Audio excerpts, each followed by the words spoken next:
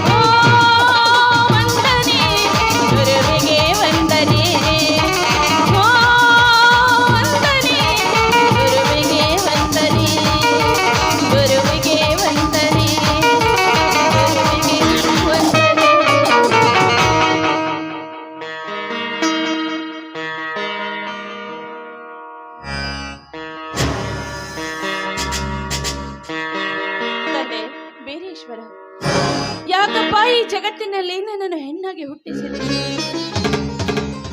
ಕಾಲೆತ್ತಿ ಹೊರಗಡೆ ಇಟ್ರೆ ಸಾಕು, ಬರೀ ಜಾತಿ ಜಾತಿ ಅಂತ ಹೊಡೆದಾಡ್ತಾರೆ ಈಗಿನ ಕಾಲದ ಜನ. ದೇವಸ್ಥಾನಕ್ಕೆ ಹೋದ್ರೆ ಸಾಕು ಯಾವ ಜಾತಿಯವಳು ಅಂತ ಕೇಳ್ತಾರೆ, ಕೋರ್ಟಿನಲ್ಲಿ ಹೋದ್ರೆ ಸಾಕು ಯಾವ ಜಾತಿಯವಳು ಅಂತ ಕೇಳ್ತಾರೆ, ಮನೆಯಿಂದ ಕಾಲ್ ಕಿತ್ತ ಹೊರಗಿಟ್ರೆ ಸಾಕು ಯಾವ ಜಾತಿ ಅಂತ ಕೇಳ್ತಾರೆ. ಯಾಕಪ್ಪ, ಯಾಕೆ ಈ ಕೆಟ್ಟ ಸಮಾಜದಲ್ಲಿ ನನ್ನನ್ನು ಹುಟ್ಟಿಸಿದೆ ತಂದೆ?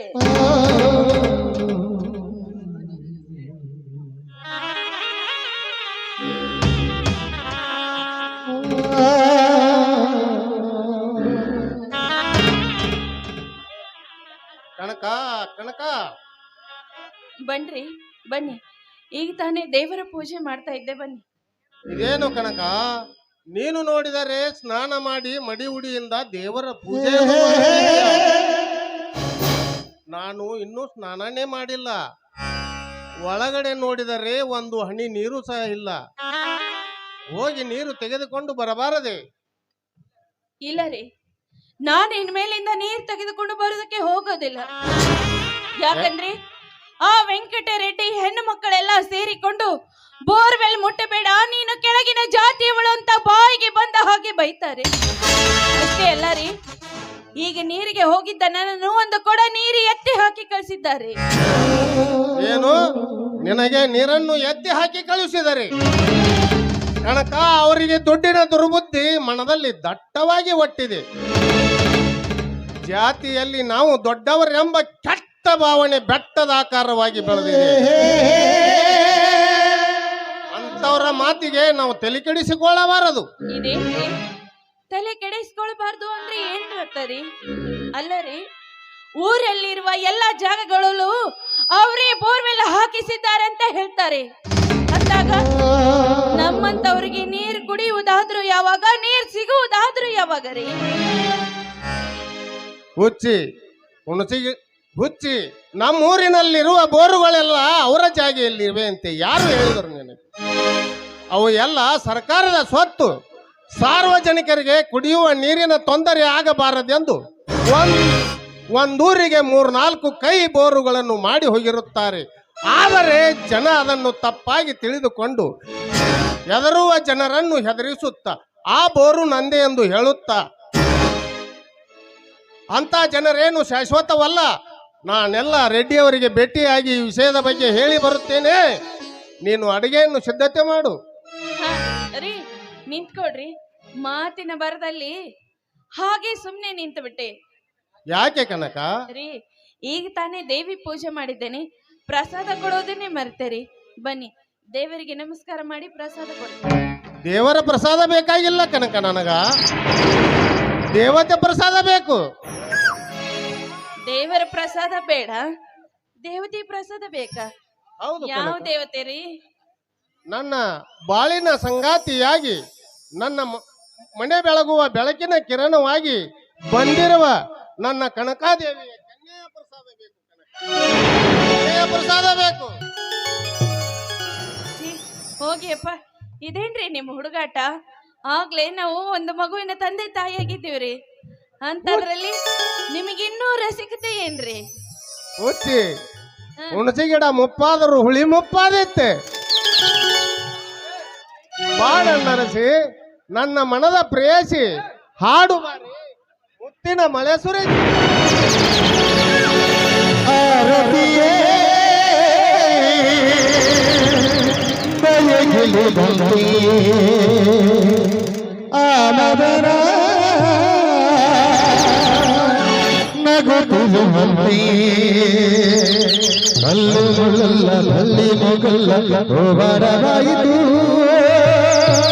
ಎನಿಸುತ್ತೀರಿ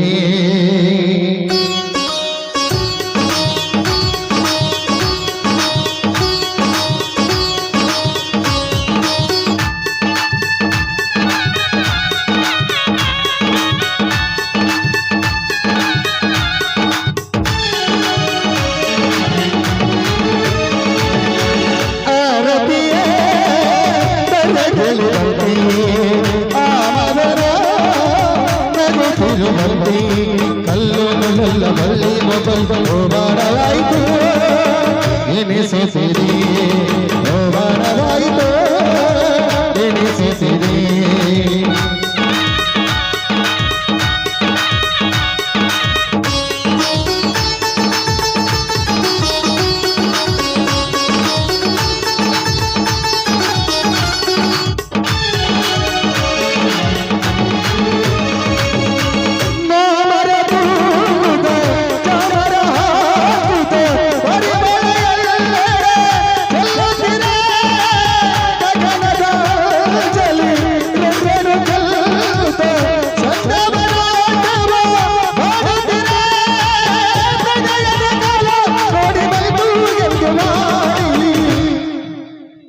ಓ ಪ್ರಿಯೆ, ನೀನಂದ್ರೆ ತುಂಬಾ ಇಷ್ಟ. ಕೋಗಿಲೆಯುಳ್ಳ ನಲಿಯುವಿರಿ.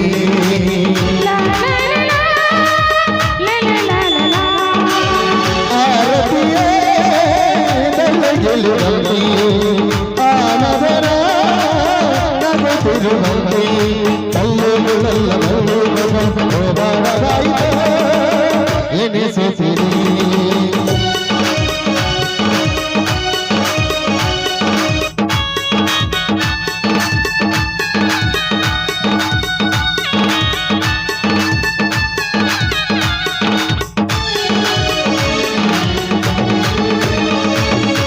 ಪ್ರೇಮದ ಭಾವಕ್ಕೆ ಪ್ರೀತಿಯ ಕಾಣಿಕೆ ಅರಳುತ್ತಿದೆ. ಹೊರಸದ ಸ್ನೇಹಕ್ಕೆ ಒಲವಿನ ಕಾಣಿಕೆ ನೀಡಲು ಆಧಾರವು ಅರಳುತ್ತಿದೆ. ಎಂದಿಗೂ ಹೀಗೆ ಬಲುವ ಸೇತುವೆಗಳು ಪ್ರೇಮಿಗಳು ನಲುವುರಿ.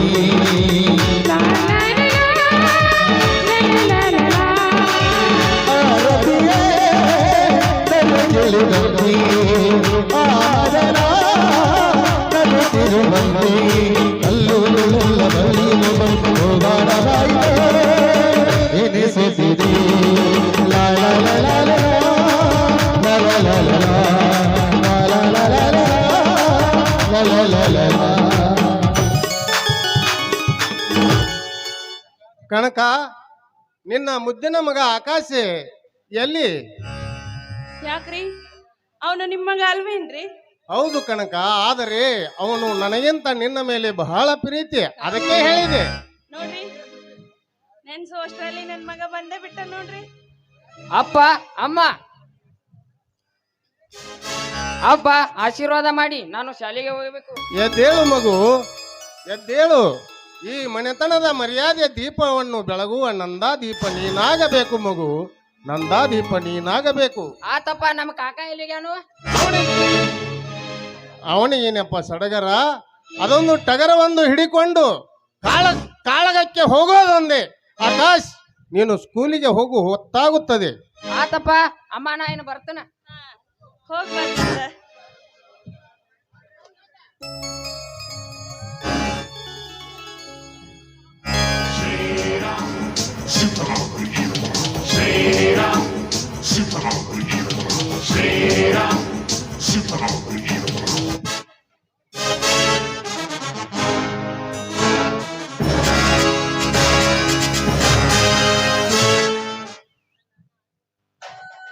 ಅಣ್ಣ, ಅತ್ತಿಗೆ. ಯಾಕೆ ಬೇರಪ್ಪ? ಟಗರಿನ ಕಾಳಗಕ್ಕೆ ಹೋದವನು ಟಗರು ಇಲ್ಲದೆ ಕೈಯಲ್ಲಿ ಕೊಡ್ಲಿ ಹಿಡಿದುಕೊಂಡು ಬಂದಿದೆಯಲ್ಲ, ನಮ್ಮ ಟಗರು ಜಯ ಸಾಧಿಸಲಿಲ್ಲವೇ? ಅಣ್ಣ, ಗೆಲುವಿನ ರುವಾರಿಯನ್ನೇ ಬೆನ್ನಿಗೆ ಕಟ್ಟಿಕೊಂಡು ಬಂದಿರುವ ಈ ನಿನ್ನ ತಮ್ಮ ಬೀರಪ್ಪನ ಟಗರಿಗೆ ಸೋಲಿನ ಸುಳಿವು ಎಲ್ಲಿಂದ ಸುಳಿಯಬೇಕು? ನಮ್ಮ ಟಗರಿಗೆ ಪ್ರಥಮ ಬಹುಮಾನವಾಯ್ತಣ್ಣ, ಪ್ರಥಮ ಬಹುಮಾನವಾಯ್ತು. ಹೌದೇನು ಮೈದನ, ನಿನಗೆ ಪ್ರಥಮ ಬಹುಮಾನವನ್ನು ಕೊಟ್ರ? ಹಾಗಾದ್ರೆ ಬಹುಮಾನ ಏನು ಕೊಟ್ಟಿದ್ದಾರಪ್ಪ? 5,001 ರೂಪಾಯಿ, ಒಂದು ತೊಲಿ ಬಂಗಾರವಿತ್ತು ಅತ್ತಿಗೆ. ಆದರೆ ಈ ನಿನ್ನ ಮೈದುನ ಪ್ರಥಮ ಬಹುಮಾನವನ್ನು ಬಿಟ್ಟು 3ನೇ ಬಹುಮಾನವಾದ ಈ ಪರಶುವನ್ನು ತೆಗೆದುಕೊಂಡು ಬಂದೆ. ಯಾಕೆ ಬೀರಪ್ಪ ಹಾಗೇಕೆ ಮಾಡಿದೆ? ಅಣ್ಣ, ನನ್ನ ಟಗರು ಗಳಿಸಿದ ಪ್ರಥಮ ಬಹುಮಾನವನ್ನು ತೆಗೆದುಕೊಳ್ಳಬೇಕೆಂದು ನಾನು ಕನ್ನದೊಳಗೆ ಕಾಲಿಟ್ಟೆ. ಅಲ್ಲಿ ಕಾಲಿಡುವುದರೊಳಗೆ ಗೊತ್ತಾಯ್ತು ನನ್ನ ಅತ್ತಿಗೆಗೆ ಜಾತಿ ಅವಮಾನವಾಗಿದೆ ಎಂದು. ನಮ್ಮ ಜಾತಿಗೆ ಅವಮಾನ ಮಾಡಿದ ಹೆಣ್ಣು ಮಕ್ಕಳಿಗೆ ಬುದ್ಧಿ ಕಲಿಸಬೇಕೆಂದು ನನ್ನ ಗುರುವಿನ ಪ್ರತ್ಯಕ್ಷವಾದ ಈ ಪುಂಡರ ಗಂಡ ಪರಶುರಾಮನ ಕೈಗೆ ಎತ್ತಿಕೊಂಡು ಓಡೋಡಿ ಬಂದೆ. ಅವರನ್ನು ತುಂಡು ತುಂಡಾಗಿ ಕತ್ತರಿಸಿ ಹಾಕಬೇಕೆಂದು ಹೇಳಿ ಅತ್ತಿಗೆ, ಯಾರವರು ನಮ್ಮ ಜಾತಿಗೆ ಅವಮಾನ ಮಾಡಿದವರು? ಇಲ್ಲ ಮೈದನ, ನಿನಗೆ ಯಾರೋ ಸುಳ್ಳು ಹೇಳಿರ್ಬೋದು. ಇಲ್ಲಪ್ಪ, ನನ್ಗೆ ಯಾರು ಯಾವ ಅವಮಾನವನ್ನು ಮಾಡಿಲ್ಲ. ಸುಳ್ಳು ಅತ್ತಿಗೆ. ಆದ ಅವಮಾನವನ್ನು ಮುಚ್ಚಿಟ್ಟುಕೊಂಡು ಈ ನಿನ್ನ ಮೈದುನ ಬೀರಪ್ಪನ ಮುಂದೆ ಸುಳ್ಳಿನ ಶಿಖರವನ್ನು ಕಟ್ಟಿ ನನ್ನ ಸಿಟ್ಟನ್ನು ಶಾಂತಿಗೊಳಿಸಬೇಡಿ. ಯಾವುದೂ ಭಯವಿಲ್ಲದೆ ಬಿತ್ತರಿಸಿ ಅತ್ತಿಗೆ ಆ ಹಾದರದ ಮಕ್ಕಳ ಹೆಸರನ್ನು ಈಗಲೇ ಹೋಗಿ ಅವರು ತರನೆ ಹೇಳಿ ತಂದು ಜಾತಿಯ ಭೂತವನ್ನು ಬಡಿಸಿಕೊಂಡಿರುವ ಕೋತಿ ನನ್ನ ಮಕ್ಕಳನ್ನು ಅಡ್ಡಾಗಿ ಕಡಿದು ಬರುವೆ. ಬೇರಪ್ಪ, ಸುಮ್ಮನೆ ಕಡ್ಡಿಯನ್ನು ಒಯ್ದು ಗುಡ್ಡವನ್ನು ಮಾಡಬಾರದು. ಸ್ವಲ್ಪ ವಿಷಯಕ್ಕೆ ಈ ರೀತಿ ವಿರಸ ಬೆಳೆಸಿಕೊಂಡರೆ ನಮಗೆ ಒಳ್ಳೆಯವರು ಎನ್ನುತ್ತಾರೇನು? ಇದು ಹೆಣ್ಣು ಮಕ್ಕಳ ಜಗಳ. ನಮ್ಮ ಮನೆಯಲ್ಲಿರುವ ಹೆಣ್ಣು ಮಕ್ಕಳಿಗೆ ನಾವೇ ಬುದ್ಧಿ ಕಲಿಸಬೇಕು ಬೀರಪ್ಪ, ನಾವೇ ಬುದ್ಧಿ ಕಲಿಸಬೇಕು. ಅಂದಾಗ ನಾವು ಒಳ್ಳೆಯವರು ಎಣಿಸಿಕೊಳ್ಳೋದಕ್ಕೆ ಸಾಧ್ಯ. ಅಂದರೆ ನಿನ್ನ ಮಾತಿನ ಅರ್ಥ ಹಚ್ಚಿದ ಕೊಳವನ್ನು ಕಿತ್ತಿಸಿ ನೀರನ್ನು ಎತ್ತಿ ಹಾಕಿ 108 ಹೇಸಿ ಮಾತನಾಡಿದ ಹೆಣ್ಣು ಮಕ್ಕಳಿಗೆ ಬುದ್ಧಿ ಕಲಿಸುವುದನ್ನು ಬಿಟ್ಟು ಅವರು ಮಾತನಾಡಿದ್ದನ್ನೇ ಮಾತನಾಡಿಸಿಕೊಂಡು ಬಂದರು ಈ ನನ್ನ ಅತ್ತಿಗೆಗೆ ಬುದ್ಧಿ ಕಲಿಸುತ್ತೇನೆಂದು ಹೇಳುತ್ತಿರುವೆಯಲ್ಲ. ನೀನು ಪ್ರಥಮವಾಗಿ ಈ ಭೂಮಿ ಮೇಲೆ ಹುಟ್ಟಬೇಕಾದರೆ ಹಾಲು ಮತ ಸಮಾಜ ಎಂದೇ ಹಾಲನ್ನು ಕುಡಿದು ಹಾಲು ಮತದವರಾಗಿ ಹುಟ್ಟಿ ನಂತರ ಕುರಿಗಾರನಾಗಿ ಕಳ್ಳಗಾರನಾಗಿ ಬೇಟೆಗಾರನಾಗಿ ಮಾರ್ಪಟ್ಟು, ಆದರೆ ಅದನ್ನೆಲ್ಲ ಅರಿಯದೆ ಶ್ರೀಮಂತಿಕೆ ಸೊಕ್ಕಿನಿಂದ ಜಾತಿಯಲ್ಲಿ ನಾವೇ ದೊಡ್ಡವರೆಂದು ಪವಿತ್ರವಾದ ನಮ್ಮ ಜಾತಿಗೆ ಕಳಂಕ ಬಿಟ್ಟು ಮಾತನಾಡಿದ ಹೆಂಗಸರಿಗೆ ಆ ವೆಂಕಟರೆಡ್ಡಿ ಮತ್ತು ನಾರಾಯಣ ರೆಡ್ಡಿ ಸರಿಯಾಗಿ ಬುದ್ಧಿ ಕಲಿಸುವುದನ್ನು ಒಪ್ಪಿಕೊಂಡರೆ ಸರಿ, ಇರದಿದ್ದರೆ ಅವರಿಗೆ ನಾನೇ ಸರಿಯಾಗಿ ಪಾಠ ಕಲಿಸಿ ಬರ್ತೇನೆ. ಇದು ಮಾತ್ರ ನನ್ನ ಗುರು ಬೀರೇಶ್ವರನ ಪಾದಗಳಿಗೆ ಸತ್ಯ. ಲೇ ವೆಂಕಟರೆಡ್ಡಿ, ಬೇರಪ್ಪ ನಿಲ್ಲು, ಬೇರಪ್ಪ ನಿಲ್ಲು.